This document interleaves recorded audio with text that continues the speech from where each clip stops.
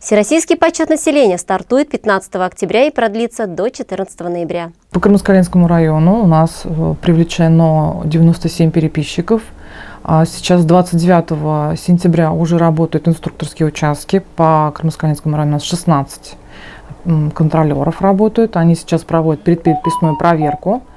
Переписчики приступят с 15 октября по 14 ноября к своей работе. Также можно будет переписаться на госуслугах. Это с 15 октября по 8 ноября. Нагрузка на одного переписчика где-то около 550 человек. Контролеры у нас прошли обучение.